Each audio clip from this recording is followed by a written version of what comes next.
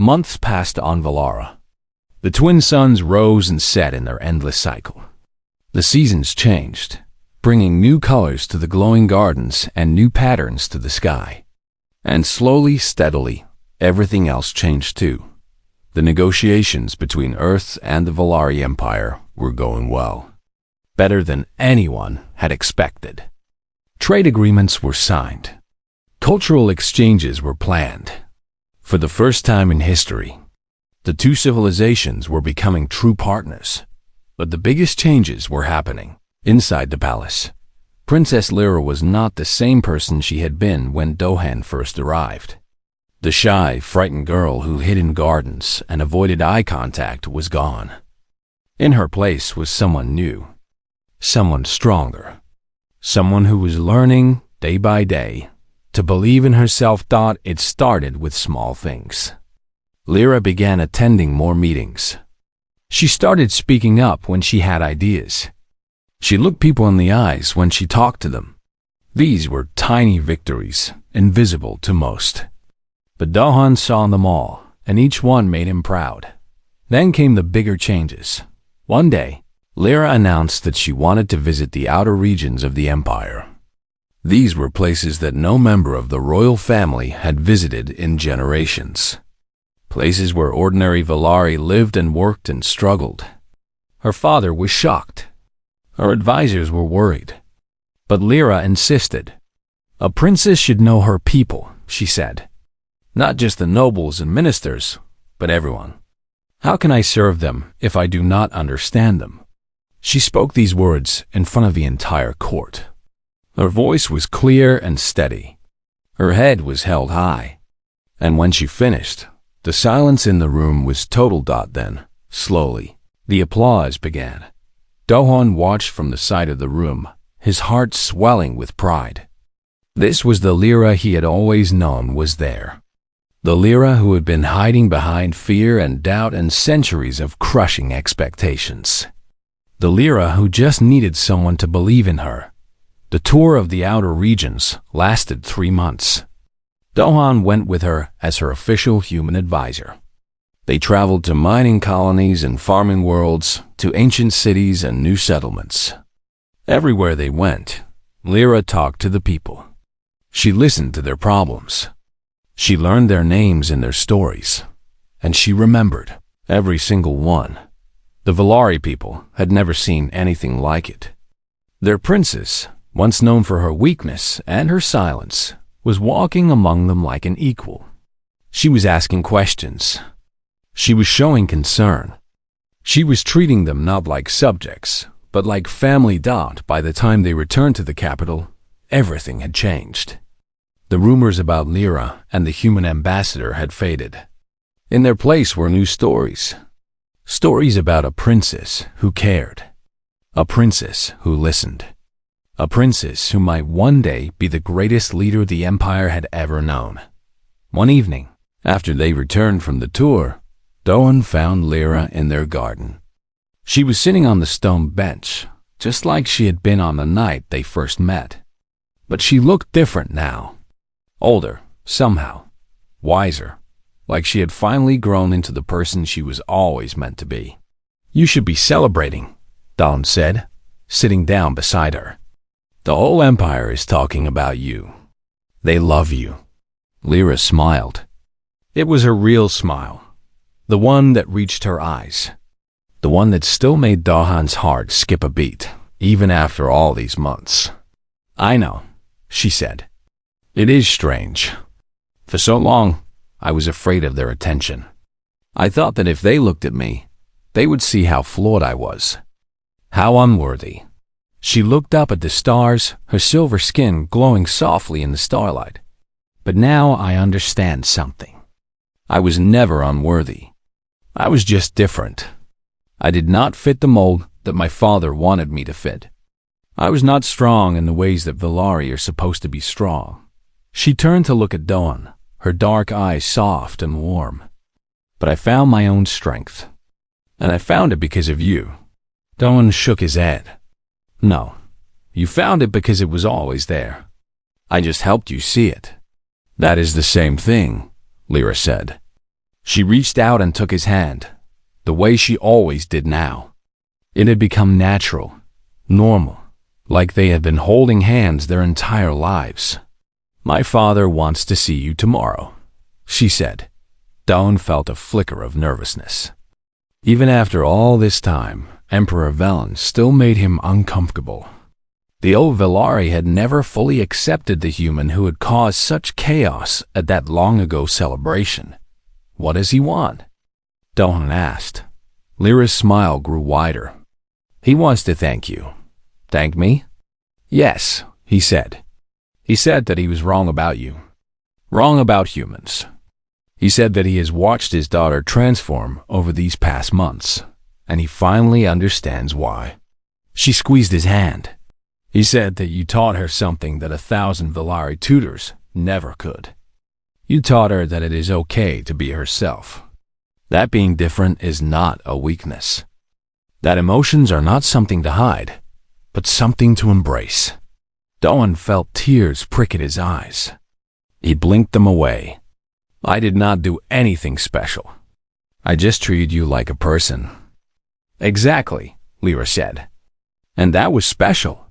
In a culture where everyone wears masks and hides their true selves, you showed me that it was possible to be honest, to be real, to be human."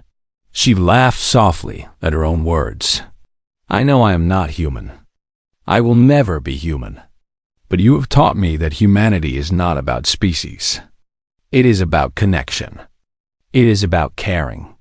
It is about looking at another being and seeing their beauty inside and out." She stood up and pulled Dohan to his feet. They stood facing each other, hand in hand, surrounded by the glowing trees of the garden. "I have an announcement to make tomorrow," Lyra said, "at the Grand Council meeting. I wanted to tell you first." "What announcement?" "I am going to ask my father to make you my permanent partner," she said. "Not just an advisor, not just an ambassador, a partner. In everything." Doan's heart stopped. "You mean?"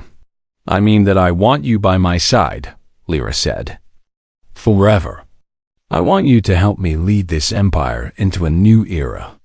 An era where Velari and humans work together. An era where we learn from each other. An era where we are no longer two separate civilizations, but one family." She stepped closer, her face inches from his. "I want you to stay with me, Dahan, not because of politics or treaties or diplomatic agreements, but because when I'm with you, I feel complete. I feel brave. I feel beautiful."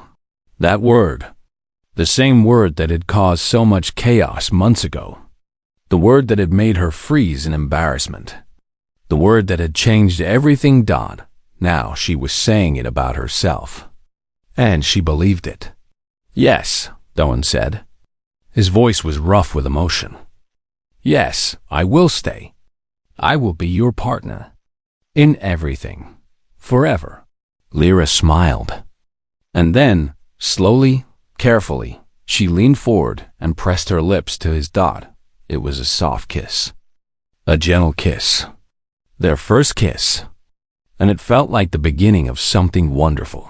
When they finally pulled apart, Lyra was crying, silver tears sliding down her silver cheeks. But she was also laughing, that beautiful musical laugh that Dohan loved so much. "I never thought this would happen," she said. "I never thought I could feel this way. When I was young, I thought I would spend my whole life alone, unhappy, invisible. And now?" Dohan asked. Lyra looked at him with all the love in the universe shining in her dark eyes. "Now I know that I was waiting for you. The strange human who walked into my garden and told me I was beautiful. The strange human who saw the scared princess and decided to stay." She took his face in her hands. "You changed my life, Doan. You changed my entire world. And I will spend the rest of my days making sure you know how grateful I am." Doan smiled, tears running down his own face now. "I was just being human." "I know," Lyra said. "And that is why I love you." They stood together in the garden, wrapped in each other's arms as the stars wheeled overhead. Two people from different worlds, brought together by a single word. Beautiful. In the years that followed, the alliance between Earth and the Volari Empire grew stronger than anyone had imagined. Trade flourished. Knowledge was shared. Cultures mingled and learned from each other. And at the heart of it all was a human diplomat and a Volari princess, who had found something more precious than any treaty. They had found each other, and it had all started with a simple compliment, a word spoken without thought, from a heart that cared, a reminder that sometimes the most powerful thing in the universe is not technology or weapons or political power. It is simply telling someone that they are worth seeing, that they are worth knowing, that they are beautiful, and meaning it. He would not let Lyra feel alone again. The days passed quickly on Valara. Dohan spent his mornings in meetings with the ministers, discussing treaties and agreements. He spent his afternoons studying documents and preparing reports to send back to Earth. But he spent his evenings in the garden, talking with Lyra. It became a routine. Every night, after the sun set and the stars appeared, they would meet at the stone bench under the silver trees. Sometimes they talked for hours. Sometimes they just sat in comfortable silence, watching the glowing plants pulse around them. Either way, Doan looked forward to it more than anything else. Lyra was changing. He could see it clearly now. She smiled more often. She spoke more freely. She even laughed sometimes, a soft musical sound that made Doan's heart feel warm. The fear was still there in her eyes, but it was smaller now, less powerful. One evening, about 2 weeks after Dohan's arrival, something different happened. There was a grand celebration at the palace. Some important anniversary that Dohan did not fully understand. All the ministers and nobles were invited, and the great hall was filled with music and light and hundreds of Volari in their finest robes. Duhan was there as a guest of honor. He stood near the edge of the crowd, feeling a little out of place among all these tall, elegant aliens. He held a glass of some sweet purple drink and tried to look like he belonged. Then he saw her. Lyra was walking down the grand staircase at the center of the hall. She was dressed differently tonight. Instead of her usual simple robe, she wore a gown of deep midnight blue that flowed around her like water.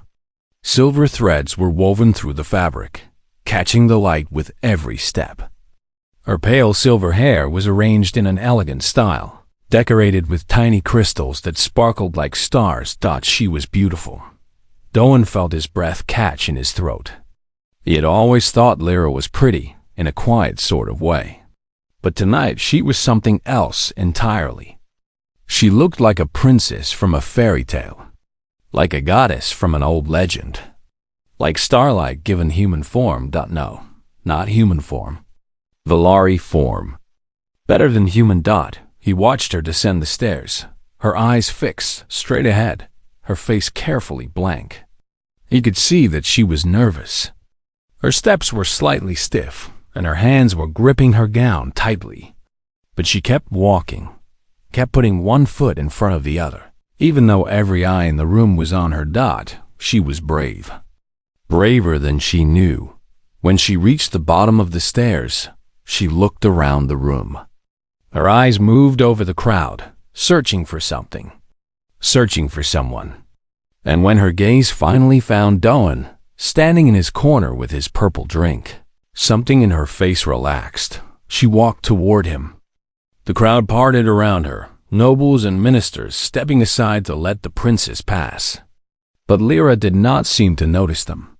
Her eyes were fixed on Doan, like he was the only person in the room. She stopped in front of him and gave a small, nervous smile. "Hello, hello," Doan said. His voice came out strange, thick. He cleared his throat and tried again. "You came." "I had to," Lyra said. "My father would not let me hide tonight. He said it was important for me to be seen." "He was right," Dohan said before he could stop himself. Lyra tilted her head. What do you mean? Dohan felt his face grow warm. What was he doing? He should be careful with his words. He was a diplomat. He was supposed to be professional. But looking at Lyra, standing there in her beautiful gown with starlight in her hair, he could not think of politics. He could only think of truth. He paused, trying to find the right words. But there were no right words. There was only what he felt. Lyra, you are. He took a deep breath. You are beautiful, he said. The words hung in the air between them. Simple words. 3 small words that humans said to each other every day without thinking.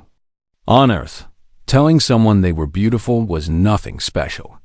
People said it to friends, to family, to strangers on the street. It was easy, normal, common. But this was not Earth. Lyra's reaction was immediate and dramatic. Her dark eyes went wide. Her silver skin, already pale, became even paler. The soft purple blush that Dawn had seen before spread across her cheeks and down her neck. Her lips parted, but no sound came out. And then she froze, completely froze. Like a statue. Like someone had pressed a pause button on her entire body. She stood perfectly still, not moving, not breathing, just staring at him with those huge dark eyes full of shock and confusion and something else that Dohan could not name. Lyra? He said, suddenly worried. Are you okay? She did not answer. She did not move. Around them, other Velari were starting to notice. Heads were turning. Whispers were spreading through the crowd. Someone called for the guards. Lyra, Doan said again, more urgently. He reached out and touched her arm gently. What is wrong? Did I say something bad? I'm sorry if beautiful, Lyra whispered. Her voice was so soft that Dahan barely heard it. You said I am beautiful. Yes, Doan said, confused. Because you are. You always were, but tonight especially, you look... Stop, Lyra said. Her voice cracked. Please, stop. She was shaking now. Dohan could feel it through his hand on her arm. Tiny tremors running through her entire body, like she was trying very hard not to fall apart. In our culture, Lyra said slowly, her voice still barely above a whisper, we do not say such things. To tell someone they are beautiful, to speak of appearance so directly, it is considered extremely intimate. It is something only lovers say to each other. And even then, only in private. Only in secret. Never in public. Never where others can hear. Doan felt his stomach drop. I did not know. I am so sorry. And no one, Lyra continued, like she had not heard him. No one has ever said it to me. Not my father. Not my tutors. Not anyone. In all my years of life, not one person has ever looked at me and said that word. Her voice broke on the last syllable. A single tear slid down her silver cheek, leaving a shining trail. I did not mean to upset you, Dohun said desperately. Please, Lyra, I am sorry. In human culture, it is a common thing to say. I did not realize it meant something different here. I should have been more careful. I should have. No, Lyra said suddenly. She looked up at him, and Doan was shocked to see that she was smiling. A real smile. A bright smile. The biggest smile he had ever seen on her face. Tears were still running down her cheeks, but she was smiling like the suns had risen inside her. No, she said again. Do not be sorry. I am not upset. I am happy. Happy. Doan repeated, confused. Yes, happy. I have never felt this before. This feeling in my chest. This warmth. This lightness. Is this what happiness feels like? Doan stared at her. Around them, The crowd was murmuring. Guards were pushing through, trying to reach the princess. Ministers were calling out questions. But Dohan ignored all of it.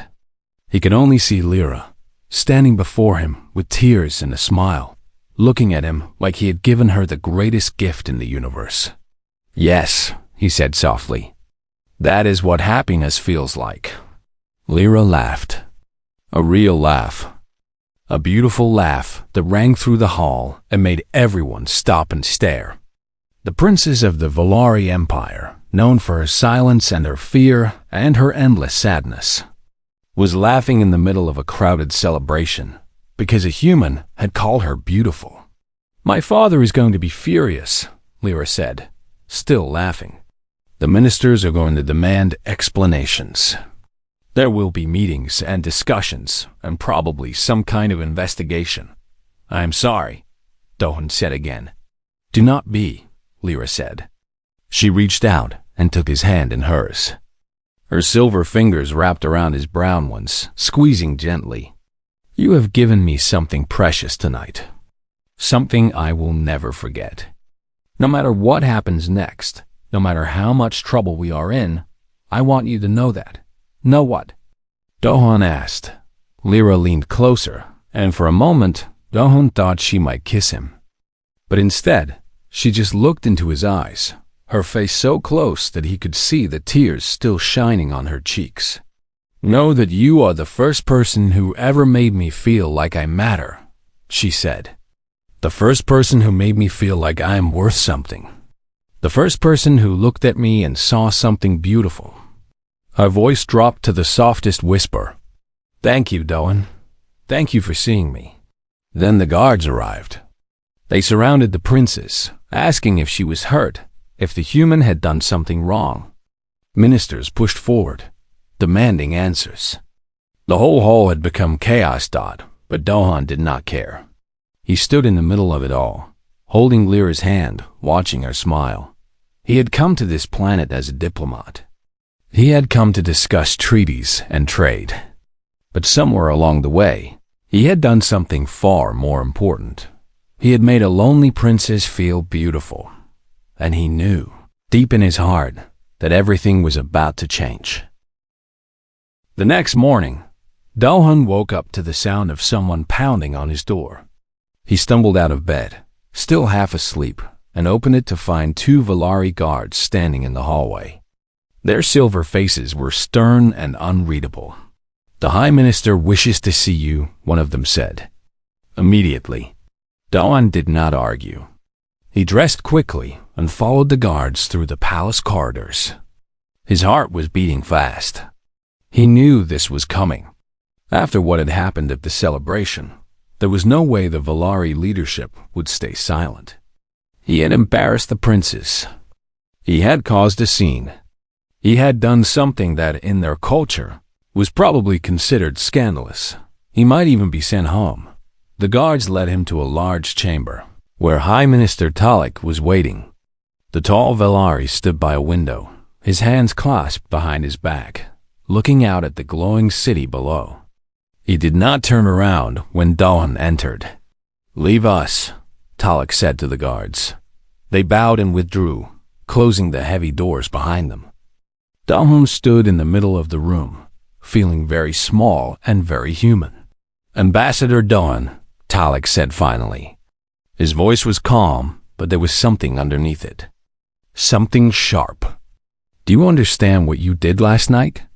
"I believe so, High Minister," Dohan said carefully.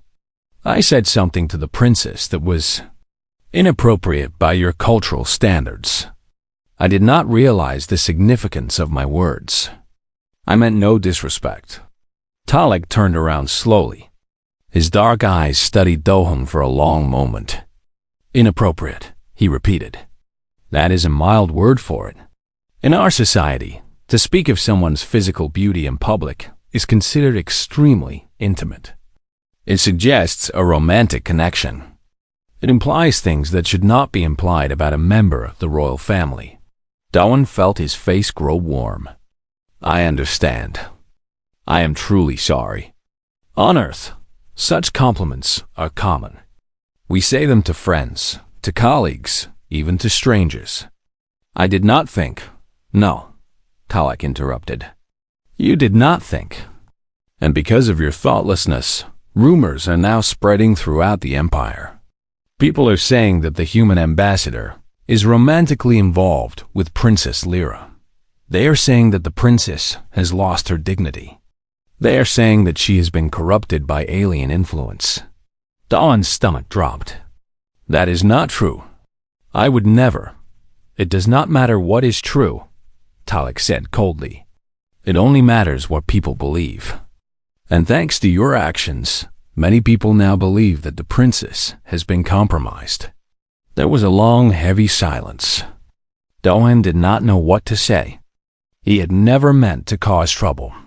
He had only wanted to make Lyra feel good about herself. He had only wanted to see her smile.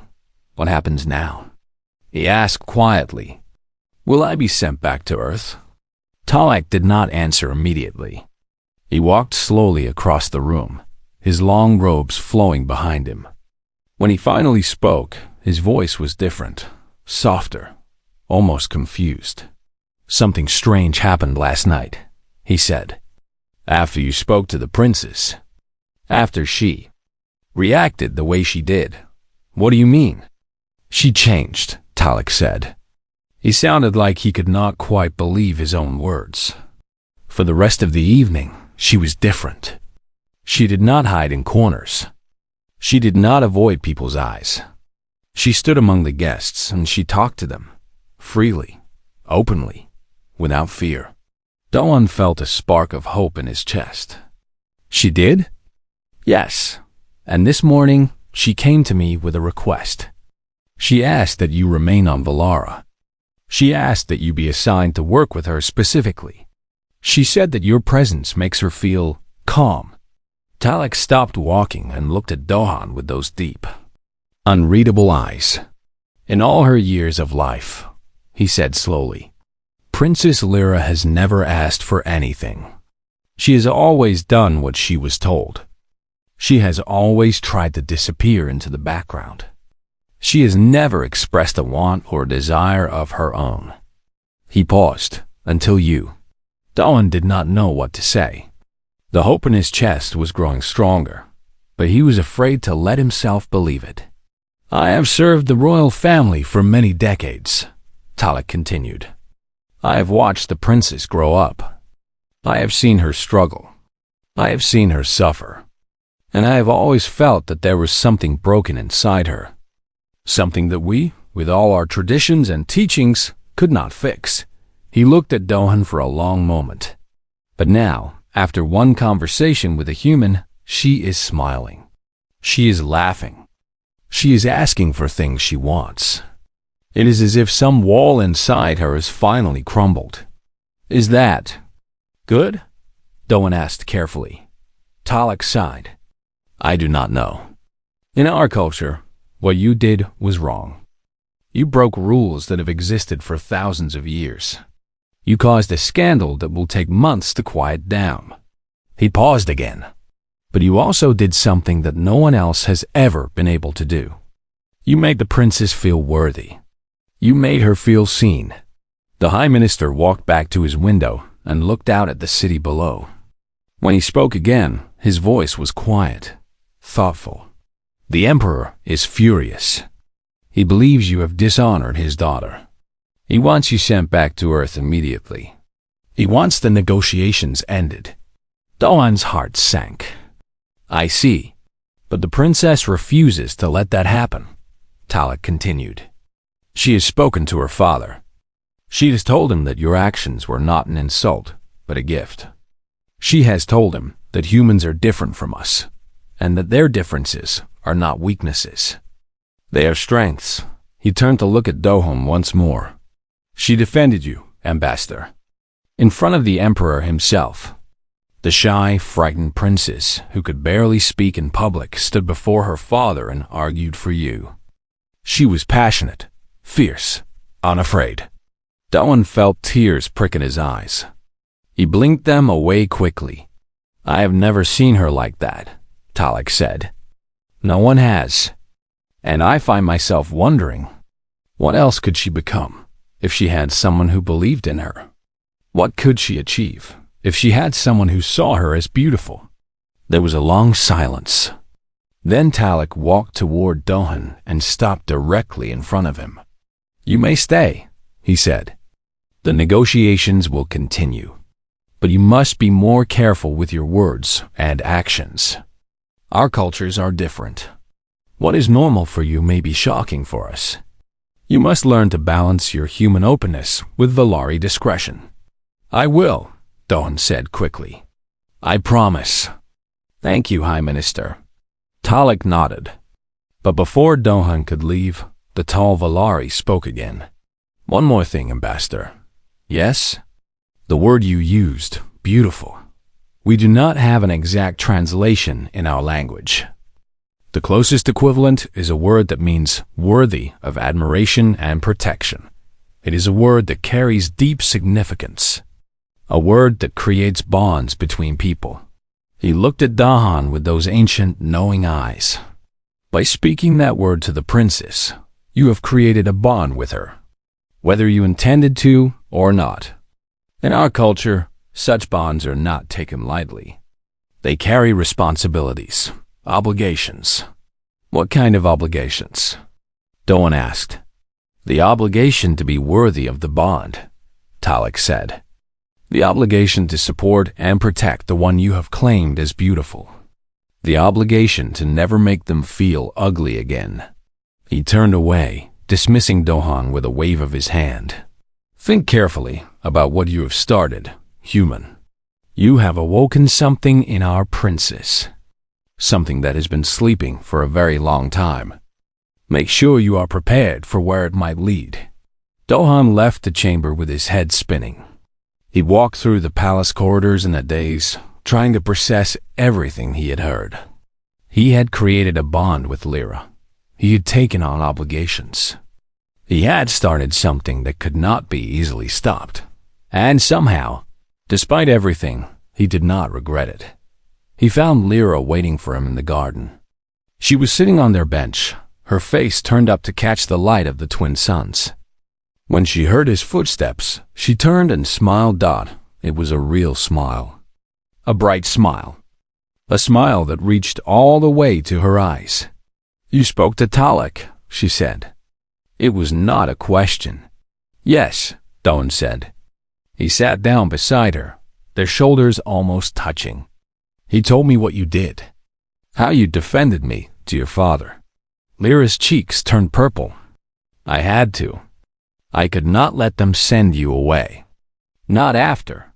She paused, looking down at her hands. "Not after everything." "Thank you," Dohan said softly. "No," Lyra said. She looked up at him, her dark eyes shining. "Thank you for coming to this planet, for sitting with me in this garden, for seeing me when no one else did." She reached out and took his hand, the way she had done the night before. Her silver fingers wrapped around his brown ones, holding tight. "My whole life I have felt invisible," she said. "Like I was just a shadow that everyone wished would go away. But when you look at me, I feel real. I feel present. I feel like I exist." "You do exist," Dohan said. "You always have. You just needed someone to remind you." Lyra squeezed his hand. "Then remind me every day. Stay here with me. Help me become the person I was always meant to be. Not a scared princess hiding in gardens, but someone brave, someone strong, someone who can look at the world and not be afraid." Dohan smiled. "I would like that." "Good," Lyra said. She leaned her head against his shoulder, a gesture so human that it made his heart ache. "Because I do not plan to let you go." They sat together in the garden, hand in hand, watching the twin suns move across the purple sky. And for the first time since he arrived on this strange, beautiful planet, Dohan felt like he was exactly where he was supposed to be. They sat in silence for a while. The glowing plants around them pulsed softly, like slow heartbeats. Somewhere in the distance, Strange birds sang songs that sounded like wind chimes. Doan watched Lyra from the corner of his eye. She sat very straight, her hands folded in her lap, her eyes fixed on the ground. "You are the human ambassador," she said finally. It was not a question. "Yes," Doan said. "But honestly, I still feel more like a translator. This is all very new to me." Lyra turned her head slightly, looking at him with curiosity. "New? You do not have experience with diplomacy." Doan laughed softly. "Not at all.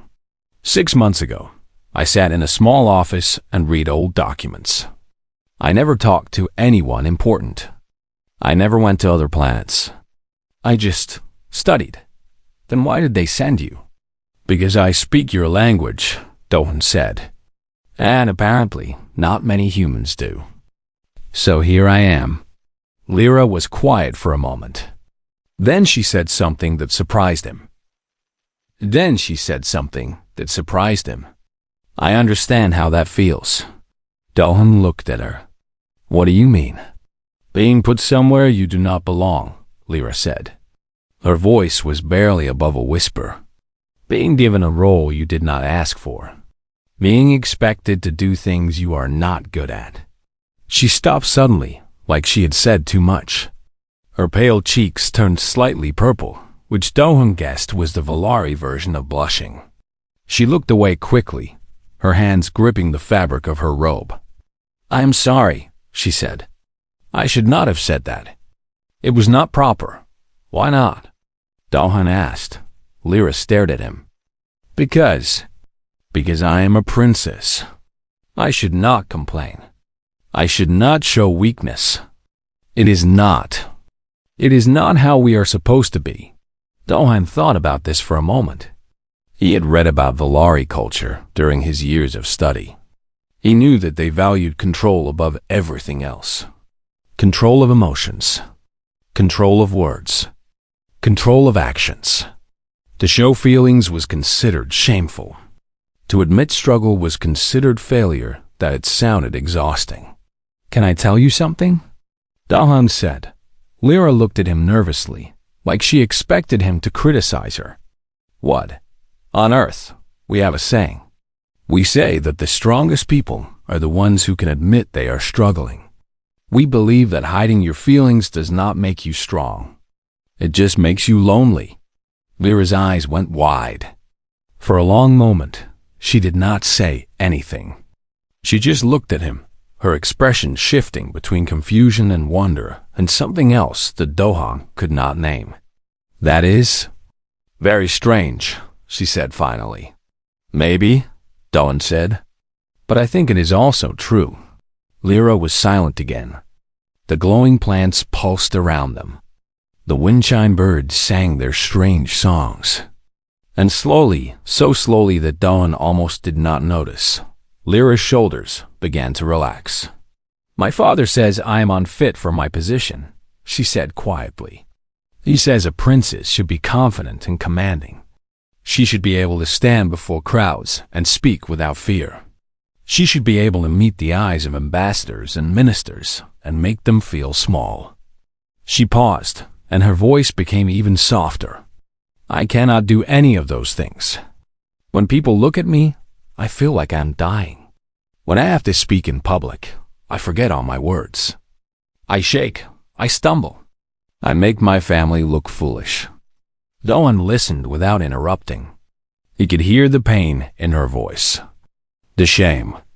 The years of feeling like a failure. "My father wanted my brother to be born first," Lyra continued. "He wanted a son who could be strong and proud. Instead, he got me. A daughter who hides in gardens during important dinners. A princess who cannot even look at a human ambassador without wanting to run away." "But you are looking at me now," Doan said gently. Lyra blinked. She seemed to realize that he was right. Somehow, without noticing it, she had turned to face him. Her dark eyes were looking directly into his. I am," she said, sounding surprised. "And you have not run away." "No, I have not." Doan smiled. Then maybe you are stronger than you think. Lyra stared at him for a long moment. Something changed in her face. The fear was still there, but underneath it, there was something new. Something warm. Something hopeful. You are very strange, she said. Humans are very strange. I have heard that before, Do-hun said. We get it a lot. For the first time since he had met her, Lyra smiled. It was a small smile, barely visible. But it was there, and it changed her entire face. She looked younger, softer, almost happy. I should go back, she said, standing up slowly. My father will wonder where I am. Do-hun stood up too. Of course. Thank you for talking with me, Princess. Lyra hesitated. You can call me Lyra, if you want. Do-hun felt a warmth spread through his chest. All right, Lyra, and you can call me Do-hun. She nodded, that small smile still on her lips. Then she turned and walked away, disappearing into the glowing trees. Do-hun watched her go. He stood alone in the garden for a long time, thinking about what had just happened. He had come to this planet as a diplomat. His job was to talk about trade and treaties and boring political things. He was not supposed to make friends. He was not supposed to care about anyone, but he did care. He could not help it. That was just how humans were. The next day, the real negotiations began. Do-hun sat in a grand hall with Talik and the other ministers. They talked for hours about resources and borders and old disputes.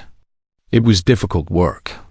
The Valari were formal and careful, and every word had to be chosen perfectly. Do-hun did his best to keep up. He translated and explained and asked questions when he did not understand. The ministers seemed pleased with his work. Even Talik nodded at him once, which Do-hun took as a compliment. But throughout the day, Do-hun kept looking around the room, searching for Lyra. She was not there. He supposed that made sense.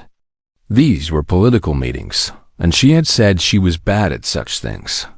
Still, he felt a small disappointment. That evening, after the meetings ended, Do-hun walked through the palace again. His feet took him back to the garden without him really deciding to go there. He found the clearing with the silver trees and the stone bench. And there she was. Lyra was sitting in the same spot as before, her head tilted back, looking up at the stars. When she heard him approach, she turned quickly.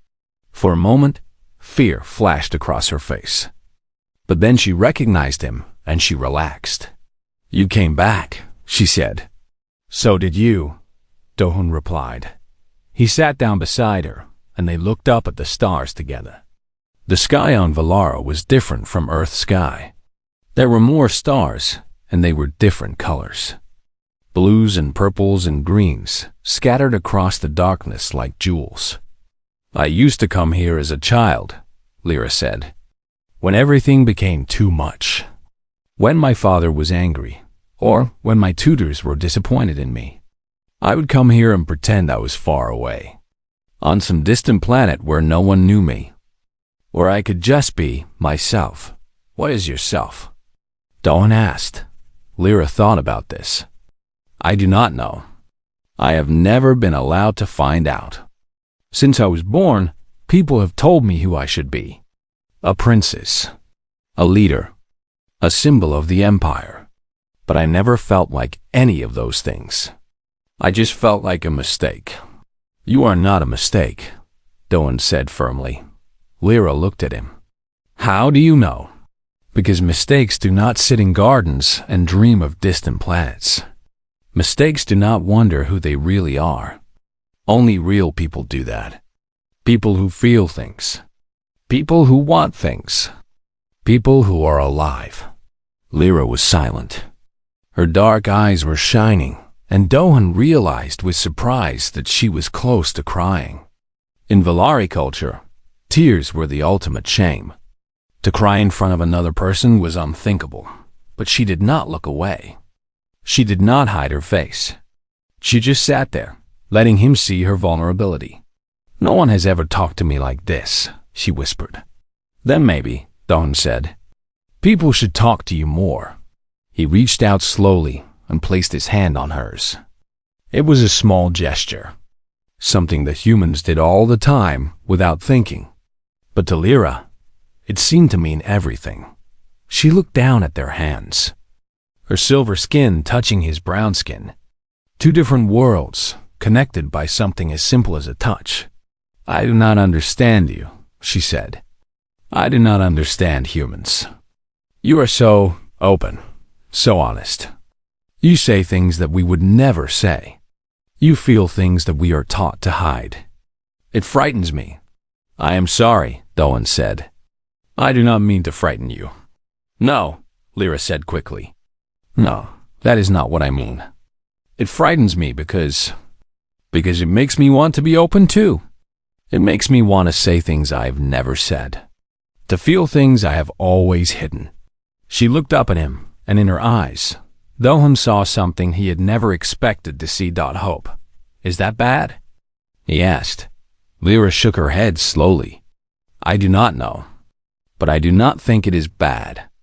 I think it is wonderful. They sat together in the garden until the stars moved across the sky. They talked about their childhoods, their dreams, their fears. Dalhan told her about Earth, about its blue oceans and green forests and noisy cities. Lyra told him about Valara, about its ancient history and strict traditions and lonely palaces. And with every word, the distance between them grew smaller. When Dohan finally returned to his room that night, he lay in bed and stared at the ceiling. He had come to this planet as a diplomat. His job was simple. Talk about politics. Sign some papers. Go home. But somewhere along the way, something had changed. He had met a princess who was afraid of the world. And somehow, impossibly, she had started to trust him. Dawn did not know what would happen next. He did not know if their friendship was wise or foolish. But he knew one thing for certain. The ship broke through the clouds, and Dawn pressed his face against a window like a child seeing snow for the first time. Below him, the Valari homeworld spread out in shades of purple and silver. Mountains rose like broken glass, and rivers of liquid light cut through valleys that seemed to glow from within. It was the most beautiful planet he had ever seen. We will land in 10 minutes, said the pilot through the speaker. Please prepare yourself, Ambassador. Dalhan laughed quietly at that word. Ambassador. He was just a translator 6 months ago. He sat in a small office on Earth, reading alien languages and helping diplomats understand what other species were saying. He was nobody important. But then, the Valari Empire sent a message to Earth. They wanted to talk about peace. They wanted to end 3 years of cold silence between their two civilizations. And they asked for someone who could speak their language perfectly. That someone was Duhan. He did not know why the Valari chose to contact Earth now. The two civilizations had never been at war, but they had never been friends either. The Valari were old. Their empire had existed for thousands of years before humans even learned to make fire. They looked at humans the way humans might look at children playing in the mud. Interesting, perhaps, but not equals. Still, something had changed. The Valari wanted to talk, and Earth was happy to listen. The ship landed on a platform made of white stone. Daun stepped down and felt the warm air touch his skin. It smelled like flowers and metal at the same time. Strange, but not unpleasant. He looked around and saw a group of Valari waiting for him at the end of the platform. They were tall, much taller than humans. Their skin was silver, like polished mirrors, and their eyes were large and dark, like pools of black water. They wore long robes of deep blue and purple, and they stood perfectly still, watching him approach. Doan walked toward them slowly. He had studied Valari culture for years, but seeing them in person was different. They moved with a grace that made him feel clumsy. They spoke with voices that sounded like music. Everything about them seemed perfect and cold. "Welcome to Valara," said the tallest one. His voice was deep and smooth. "I am High Minister Talik. We are honored to receive the human representative." Dohan bowed his head slightly, the way he had learned.